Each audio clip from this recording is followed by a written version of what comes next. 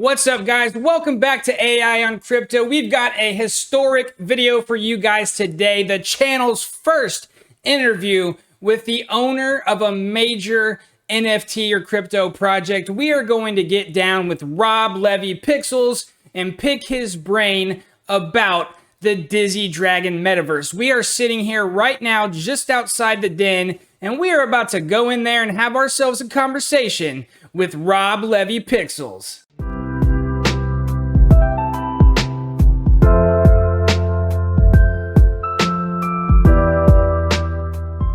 What is up, guys? We have a groundbreaking video for the AI on Crypto channel. We have a banger in store for you tonight. We've got the ultra-talented pixel artist, animator, producer, and international man of mystery, RobLevyPixels.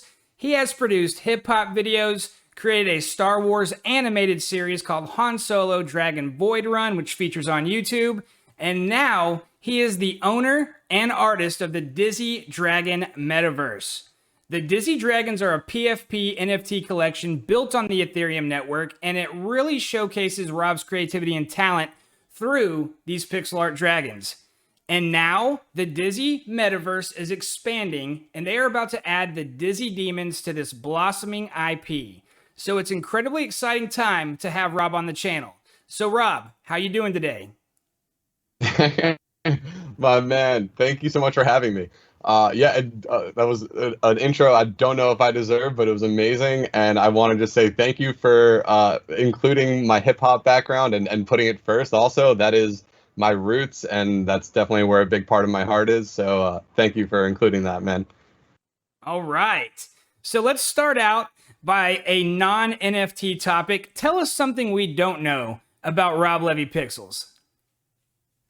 Something you don't know about me. Well, a lot of people know. I mean, I feel like the easy one would be that I have a cat. I don't know if everybody knows that, but my cat named Bunny is like pretty much my best friend. I mean, she's definitely the one that's always kind of, here for me when I need her.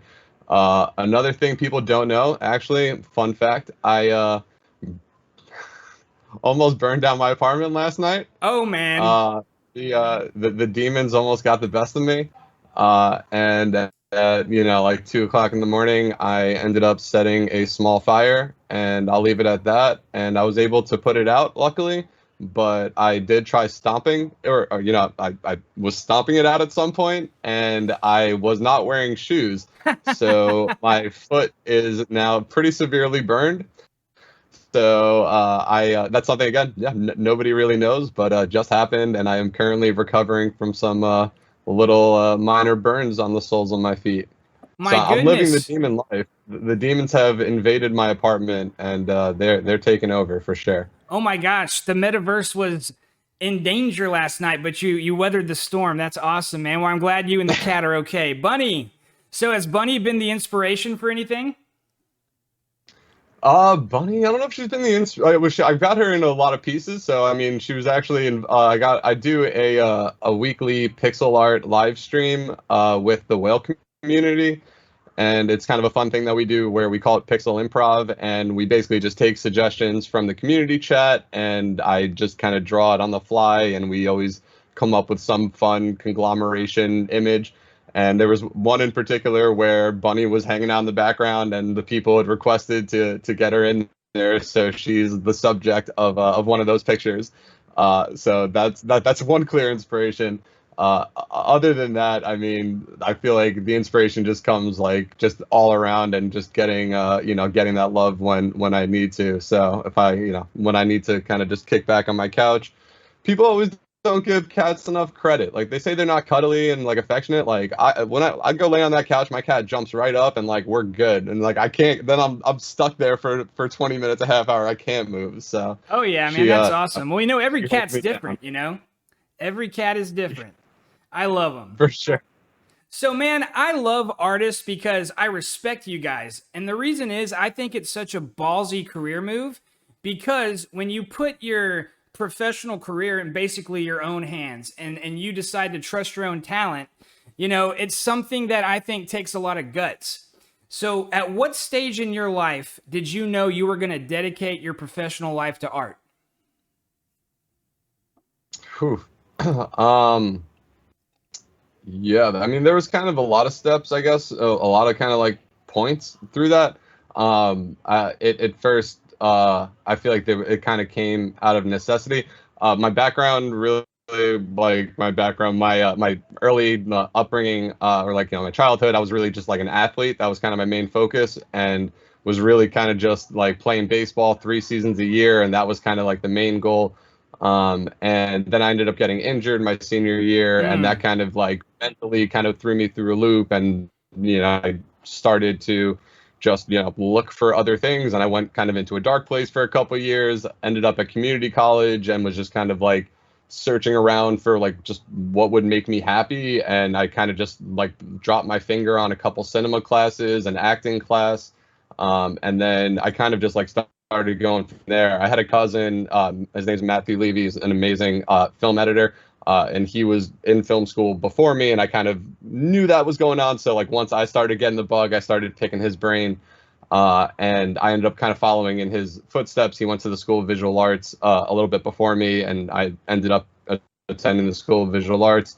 And yeah, and then I mean, as far as like trusting, like I guess what I'm capable of, or kind of my art, and more of like a full-time like place to like where I am now, like man, it's not it's a wild thing. And like I've been an artist of sorts for like well over 10 years, and it really like it's been a series of kind of like you just trying to do things to like I guess prove to yourself that you're not crazy, and like trying to do this and be like, all right, can I do that? And if I can do that, that means I can do this.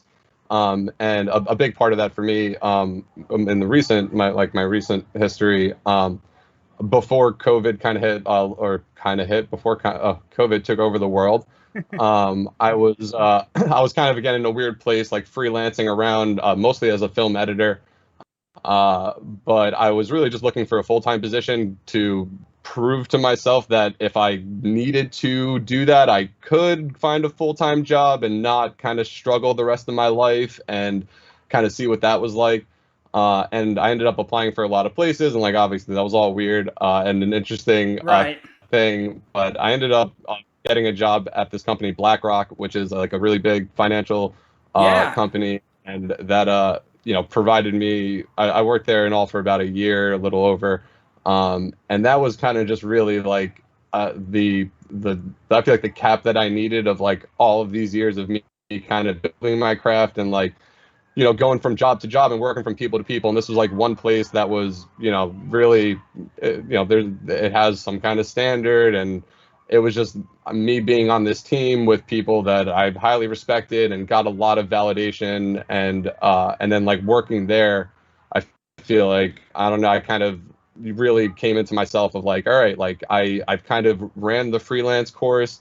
I came to, a full-time place. I can do this. And like, I want more. Like this isn't doing it for me, and like I can do more. And that's when I kind of started dabbling in the NFT space while I was still working there. And it wasn't until Dizzy Dragons, that I felt comfortable leaving that company and really just pursuing art full time.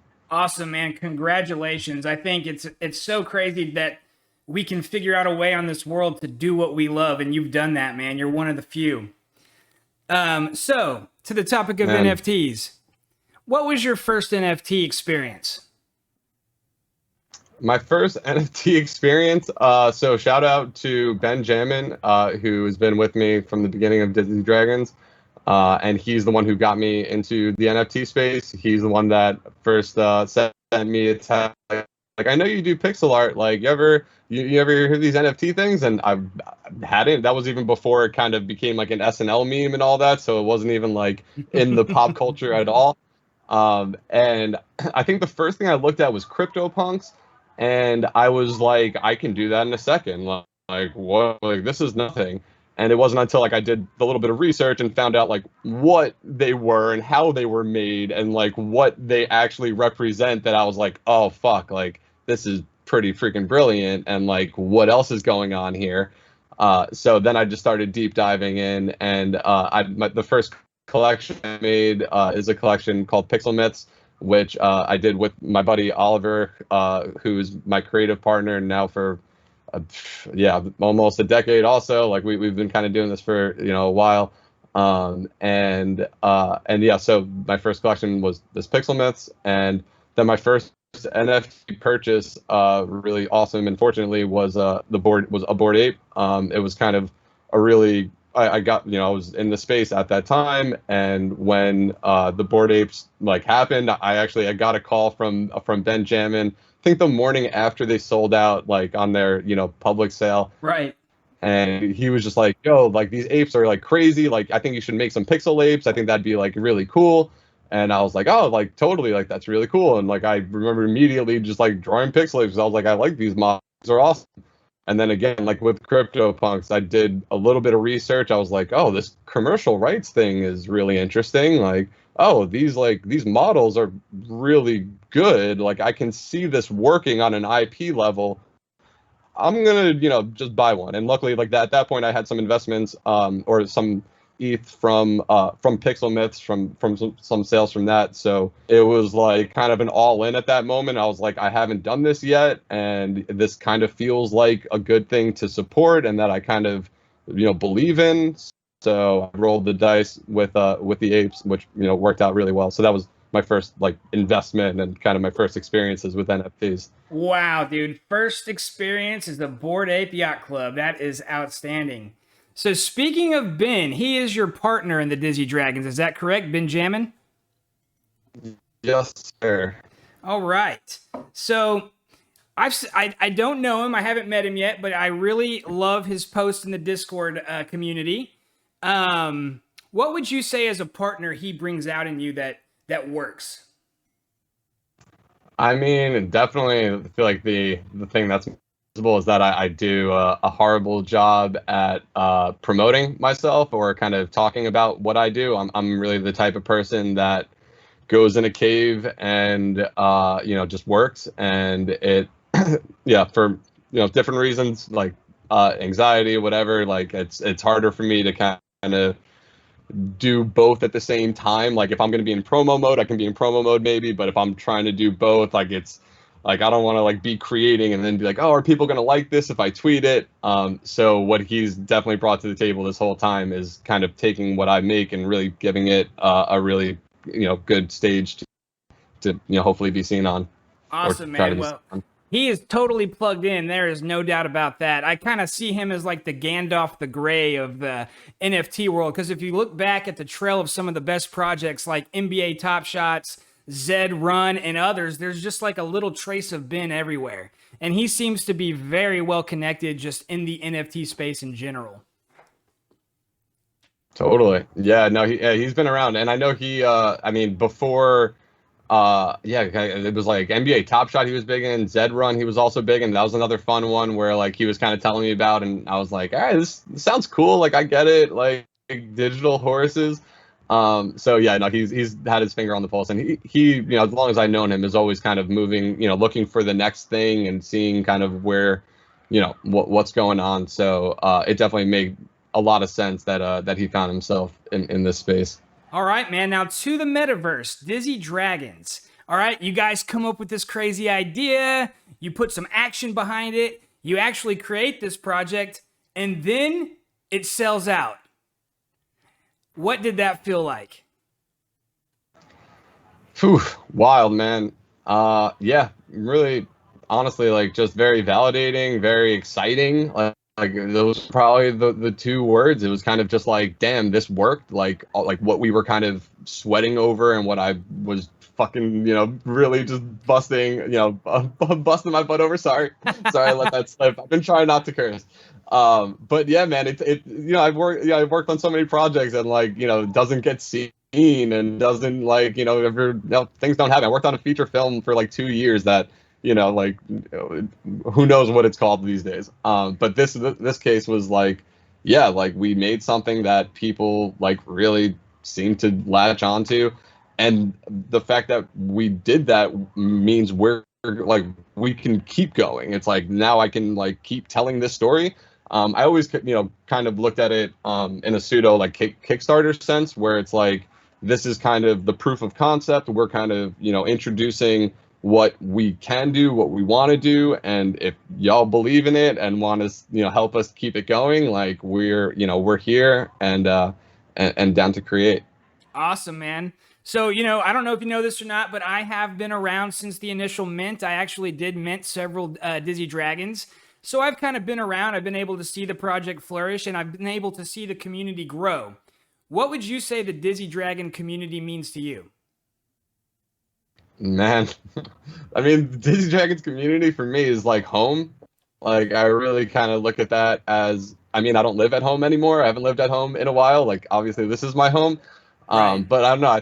I think of home as more of like kind of a place with other people, and Right. like whether that's my mom or my brother and sister, like, or now if I go home, it's like my aunt's living there. So like, there's something different. And now like I look at the Dizzy Den, like our Discord, like in that way that like if I go in there and just say hi, like I'm just talking to friends or family, and like I'm really just really like happy and like I don't know, proud is a weird thing, but like I just yeah, it's just really cool, like kind of seeing what we wanted the community like values to be, and like that kind of being portrayed and carried by the earlier people from the community like yourself, like Bald Halfwit, like Morphlo. I'm sure you know all these names. So Oh, yeah. they're Iker, like shout outs to so many people, all the OGs.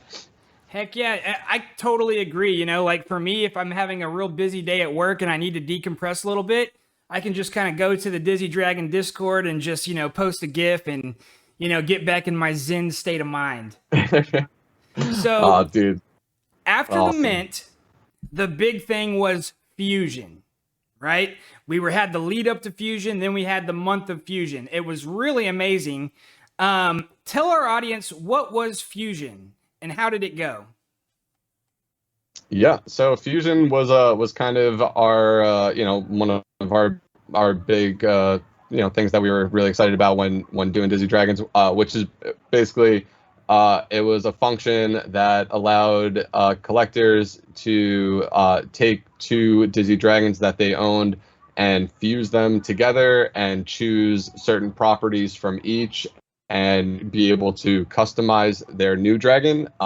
And either customize it exactly how they wanted, or we also enabled randomized features in that. So if people wanted to do what they were calling a full reroll, which I saw a lot of, that was also a big thing. So yeah, and in addition to the customizing factor, it was also deflationary in the sense that every two dragons that were fused, only one dragon would come out of that.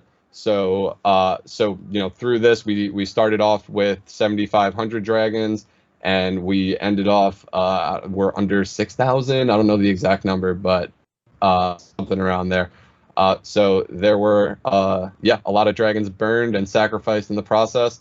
But yeah, that was really it was like obviously the plan the whole time, and part of what I was always really excited about this collection, and that it being something a little bit more living and community driven, both artistically and economically speaking.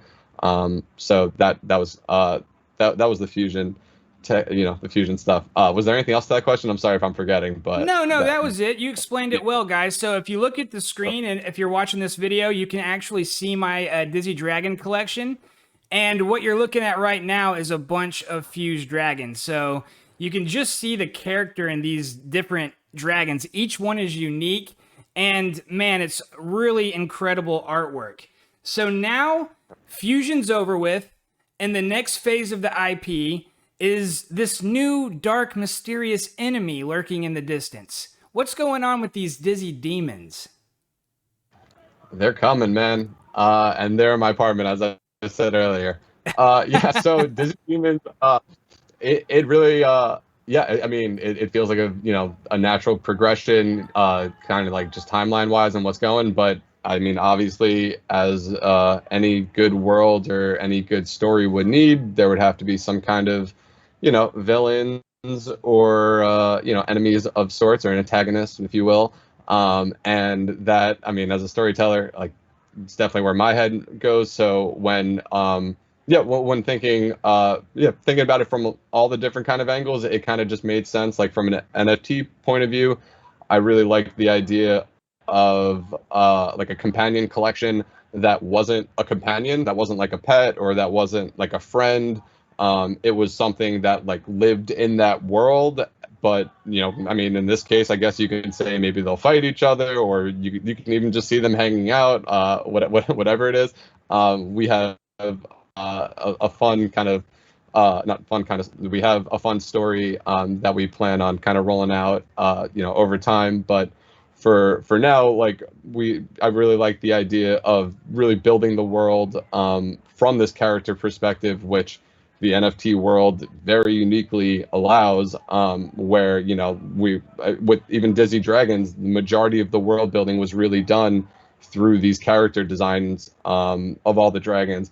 And I really was looking at the Dizzy Demons in the same light, where I really didn't want to just do something that looked cool or that seemed spooky. I mean, for a lot of reasons, I technically and aesthetically, I knew it would be very tough to do ghosts or any kind of like dark spirits, like in thousands with different variants. So that was kind of like all right, that's not really the road to go down. So where do we go creatively? And then that's kind of that process was a long developmental process of kind of figuring out what they would look like, what just everything, like what their vibe would be, like what are their goals, what are their like what are their brains like what are they thinking like, and all of it obviously goes into when building a character. And like when I'm gonna make a story, like these are all kind of things that me and my buddy Oliver we think about. And in this case, it wasn't until we we brought on we brought on my friend and fellow artist, he goes by Three Panels Crimes, to help art direct this collection with us. And then he brought on somebody that he's collaborated with before, but this man who goes by the name of Buck Lewis. And I hope the NFT world is ready for what he is bringing to the table. He's worked in animation for many years with pretty much all of the legends. And I mean, just to name drop for him, he's worked on things like Kung Fu Panda, like Ratatouille, Tarzan, Oh, I like love all things that three of I grew those. up on. Wow. Yeah, that like things that I was just geeking out on. And like when my friend Three Panels like came to me, he was like, "Oh, like he's worked on Kung Fu Panda. Like, do you think he's the right vibe? Or like, what do you think about that?" I was like, yeah, like Kung Fu Panda, Dizzy Dragons, like he can vibe with this. Like I think if like that he would get it. And since our first phone call, it was like wildfire, and like we just clicked, and he just like loved the Dizzy world and like couldn't stop geeking out about like what me and Oliver did with like just creating all the different rooms and kind of what the den looked like, and just like really like seeing the bigger picture, which it's hard to see. And like I'm sure a lot of the people that like like yourself or part of the community can imagine their where it can go. But especially like internally, it's hard. Like me and my buddy Oliver, like I said, we've been working together for a long time, so we're on the same page, and we kind of see the possibilities. But it wasn't until like I had this conversation, or me and Oliver had this conversation with Buck, that it was just like if someone that with this kind of talent or this kind of experience like sees the future we're seeing, and like more than that, and like is ready to bring stuff to the table, let's go. This is going to be awesome. And B, like, this might be something really, really cool. Like, we were excited about it already. And, like, again, getting his input, and ultimately, like, it was ultimately very validating, and just like really amazing that, that he was on board. So since we brought him on board, it's been amazing. And he came up with these a bunch of character designs, and the process was we went back and forth for a little bit, landed on what ultimately we now call the minions and the brawlers. And the minions are kind of these little more like mutant kind of dudes. I kind of liken them mentally in my head to like the like flying monkeys from the Wizard of Oz, like that kind of like, will like kind of party in your room and like break everything here, and like we'll also probably kill you if you come in the room and try to stop us, but like we might like hug you if we feel like it. No, I actually I So don't think you can see it, but I got a picture of the barrel minion with the red eyes and the tongue hanging up right now. I absolutely love this minion. So this is going to be the more common item in the Dizzy Demon collection. But what I love about it is that even though it's a common, how could you possibly be upset with getting one of these minions? It is so cute. But yes, even though it's as cute as it is, there's still that potential for danger and mischief. I mean, so you've really captured that. And then looking at the brawler, I got this one up now with the fire mouth for my community to see. I don't know if you can see it, but that one's definitely a little bit more mean looking than the minion. oh yeah, for sure. And like I definitely, we have a variation, of all of them. So you'll see some dizzy looking brawlers too, for sure. And yeah, like the kind of another like little fun analogy that I try to like hold on to when I'm, figuring out what to, where to take these characters is like I'm thinking of like the like kind of Lord of the Rings orcs, but like really high, just like on a lot of weed. And so like it's that kind of balance of like we're arming for war, but like I don't really know what I'm grabbing, I'm just gonna strap up and take anything. Yeah, so that's kind of so yeah, so and yeah, Buck came up with those amazing designs, and then we also have the what we call the tier 1 demons, which are these more like commanders, and they're going to be one of ones, and just completely unique characters. We released one that we call Scorch. I've got him up Again, on the screen designed. right now. He's got the Oh, beard, he's got the two flames in his hand, the jewelry around the neck. He is a nice looking commander there. dude, thank you, man. And yeah, and again, all props to Buck. Like we're gonna put together a cool way to kind of show all the side by sides eventually. But like, he makes my job so easy, and that one in particular, I looked at that picture, and I was like, I can't wait to do this. And while making it, like it was, there's details, and it was, tough or whatever. There was stuff to figure out, technically speaking, but like I was geeking out, and like I felt like I was bringing to life like some Mega Man boss that never existed before, and I was like, how is this me right now? Like I like how is this what I'm drawing?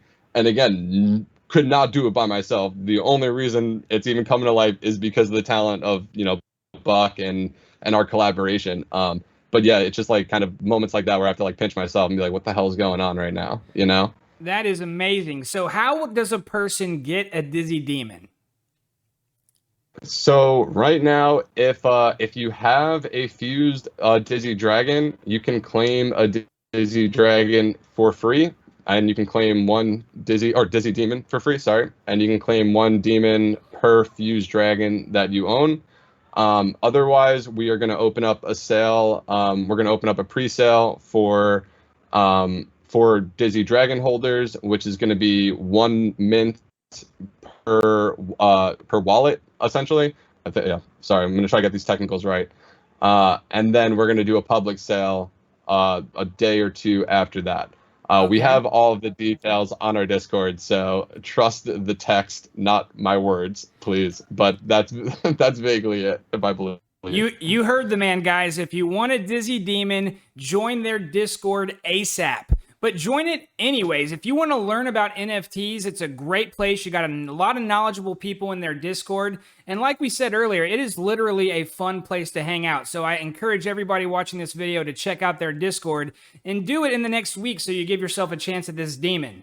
So, moving on towards the last section of this interview. You've done so much in such an incredibly small period of time. It's like Fusion, now the Dizzy Demons. You would think you guys would take a break after this, but my goodness, you're already working on some kind of a sandbox space? Can you reveal anything about what this sandbox space means to the metaverse and the IP? Yeah, yeah, absolutely. I mean, Sandbox and Metaverse Land is something that I was interested and invested in before even Dizzy Dragons came up, because I knew it was something that I was like, I need to get land. Like, I'm gonna do something eventually that I'm going to want to build on. So like, this is gonna have to, this is gonna happen. And as far as Dizzy Dragons, like I mean, it's all just what I like. It's part of the overall vision and kind of what I believe is the future of brand building in general. If Dizzy Dragons didn't start off as an NFT collection, I would still probably at this point be fighting for metaverse property, because that, I think, again, as far as IP development, like there's just so much potential in being just a part of that world, and then developing in it. And like the idea of having a 3D metaverse Dizzy Den was something that I've been geeking out with since I drew it in pixels, and like, damn, I really want to walk around in here. And when I was drawing all the rooms, like I'm imagining one day we're going to see this in 3D.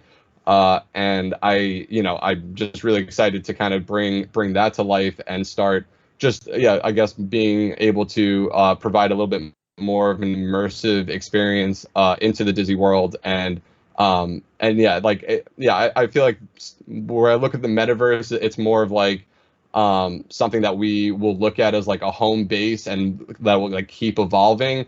And like say, I don't know, I would need to get off in fantasies, but there are a lot of things that we can do. But yeah, I just think it's extremely important and exciting to be able to build and invite people into our Disney world. That's not just on Discord. I could not agree more. And I gotta say, I am so excited to hop into the body of my wizard dragon and get in that metaverse and just flex. Like, hey, check my dragon out. But don't be jealous, but check it out. and Hell yeah. No FOMO. Right. It gives us the ability to interact with each other in a way that I don't think the human race has actually experienced before. And I agree with you. Just like, Gary Vee says, it is the future of marketing and brand building. I couldn't agree more, man. Man, I come from World of Warcraft background. I played World of Warcraft for 3-4 years.